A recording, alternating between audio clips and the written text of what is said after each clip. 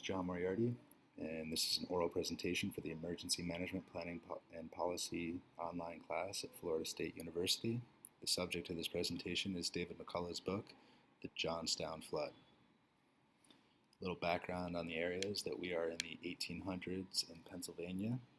Johnstown is a growing industrial town just outside of Pittsburgh, and with the railroad headed west and the people going along with it, Johnstown is kind of positioned as a perfect spot for a layover, as well as a place where they could actually start milling steel to expand those railway tracks.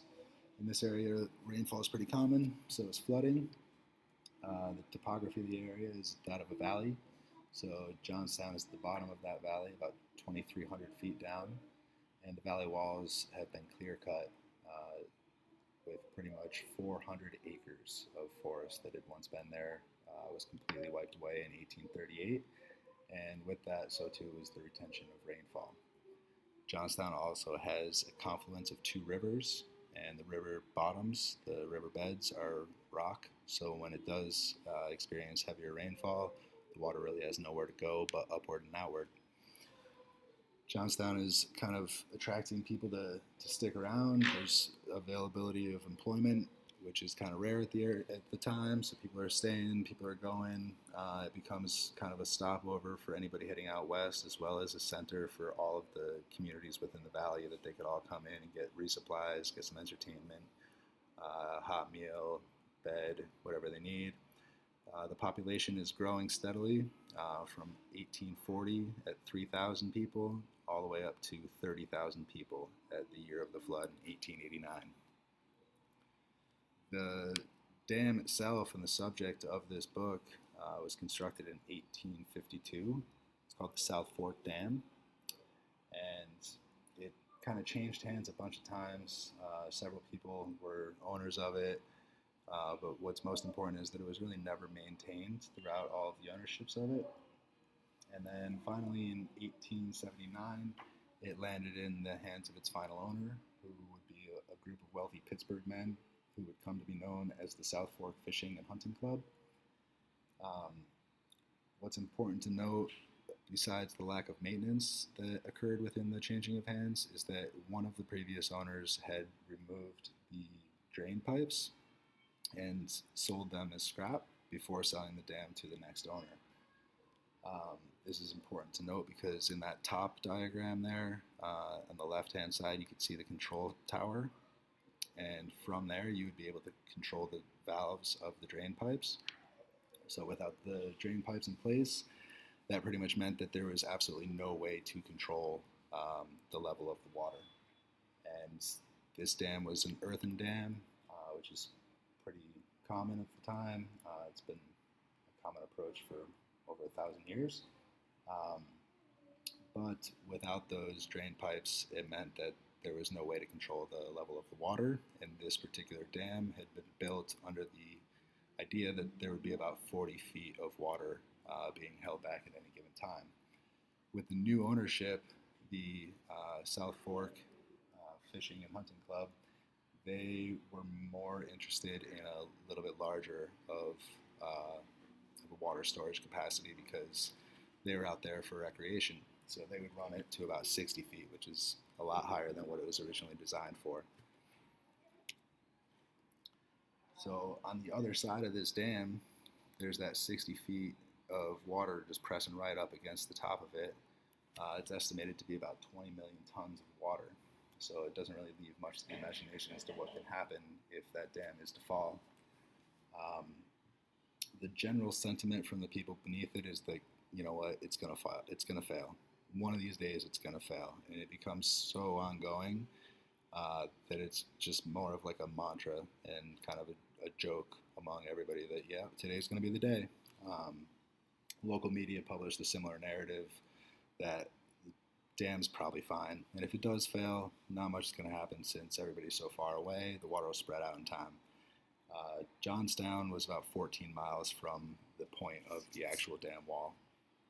There were some other towns that were a little bit closer, but Cambria Iron Company was the company who was responsible for setting up a lot of the steel mills in the area. They had about $50 million invested in this general area, specifically Johnstown. So they took a lot of interest into what this hunting club and the new owners of the dam were up to.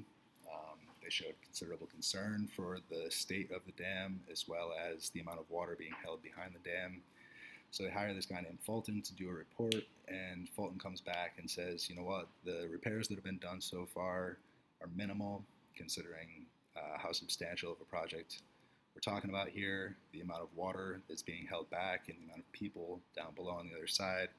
It really requires a little bit more attention. In addition to that, let's just point out the obvious, there is no discharge pipe. So you guys don't really have the ability to control anything regarding the water. So some back and forth between the club and the iron company. Basically the club saying, you know what, your engineer doesn't really know what he's talking about. And the iron company being like, yeah, well, you guys are still running the dam at overcapacities and you don't have a drainage pipe. So there's some civil facts. And later there'd be a bunch of engineers that would also back Fulton's report, saying that the center of the dam was a little bit lower than the edges, which was problematic because it would probably breach in the center instead of on the edges, which is exactly what they would not want to have happen. They would also purport that the water level should be at 40 feet, and the Hunting and Fishing Club was keeping it much higher at 65 feet. And lastly, without those drainage pipes, there is absolutely no way to control the water level. So the club would not be able to lower that level at any time. So this is the warning that the people of Johnstown received to evacuate, or to prepare for the worst, really, is what it says specifically. And the way that it was handed off was by a conductor of a train, just kind of shouting it out to a couple of people that were standing at the train station. And those people kind of laughed it off, really, because they had heard such notices before and they weren't really concerned with it. So it's doubtful that they even really spread the word or took it seriously enough to spread the word. But people did start evacuating. Some things started to kind of break down, like bridges. There were some landslides, and eventually we get to the evening of the flood, and the lake is rising substantially, and it eventually does breach, and it catches people pretty off guard. Most people are not expecting it in the slightest. So here you see a picture of a family who just sat down to dinner with the flood water coming through their windows. This was a typical kind of shock that most people in Johnstown had received.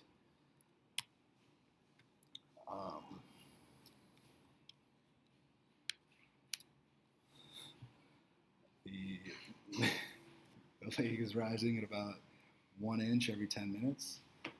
There were no drain pipes, so there's no way to stop that from happening. The water was rising way faster than the spillway was able to disperse, and eventually it did indeed collapse, and it was really just a wall of water that wiped out everything in its path. Mineral Point was the closest town, and it was completely eliminated.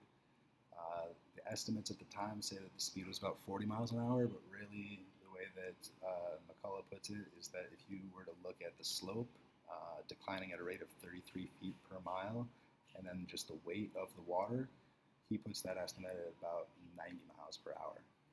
Next on the path was Woodvale, which had a population of 1,000, also wiped out, including 250 houses. And a lot of this we see, as in the cover of the actual book itself, that there was a lot of houses on fire as they were being washed away. So it's this interesting juxtaposition of fire and water.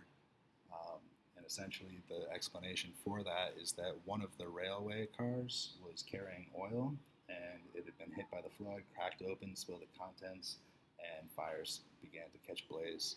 So a lot of the death and a lot of the destruction was flooding as well as fires. There was people who were being swept downstream into actual fires, dying, and I think there was estimates about 600 people dying in one single fire just by being swept into it.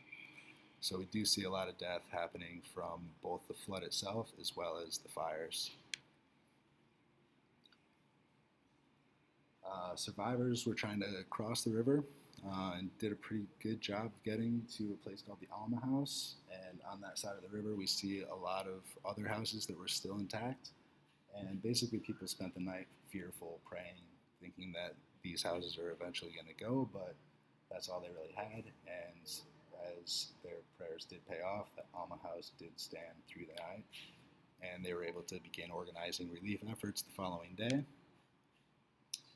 The relief efforts are mixed, kind of met with mixed reviews. A lot of the external help that was coming in required food and lodging, and actually proved to be a burden on the communities. The news cycle was kind of like all over the place. They definitely did some good. They got a lot of donations brought in, but they also were running on like an hourly cycle where they were looking for updates in any way they could find them. And oftentimes those updates were kind of like just not entirely accurate. So after the actual flood itself, people were met with a bunch of other devastating situations. Typhoid fever swept out and killed about 40 people. There was a total of 215 cases, but this all occurred within a week of the dam collapsing. And then, as a kind of insult to injury, the members of the club decided they wanted to go fishing very, very soon after. So, really, very little remorse coming out of those actors. Eventually, it is declared that the cause of calamity is indeed the responsibility of the Pittsburgh Fishing Club, and they were chiefly responsible for this disaster. Pneumonia was also something that swept through the valley as survivors were hungry, they were wet, they were cold, there was no food or medicine or clothing.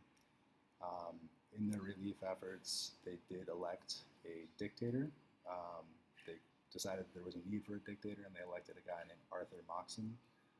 He immediately organized committees to look after the most pressing and obvious problems. He established morgues, established committees to remove debris, create access routes to actually receive some aid from outside, and established hospitals and appointed surviving doctors to those hospitals. Media reports vary. Initially, they went up as high as 10,000 people had died, but the official number right now is 2,209, which included 390 children under the age of 10 and 90 families in their entirety, like 100% of the family wiped out. So the population at the time being around 23,000 meant that 10% died. So 1 out of every 10 people died in this flood. After the fact, every single structure that was available was put to use. The relief effort was pretty much, it was pretty loose. Definitely a lot of just local people rallying, seeing who survived, and appointing leadership where they could find it. And they definitely received a lot of support from the news, and eventually did get food and supplies and did recover.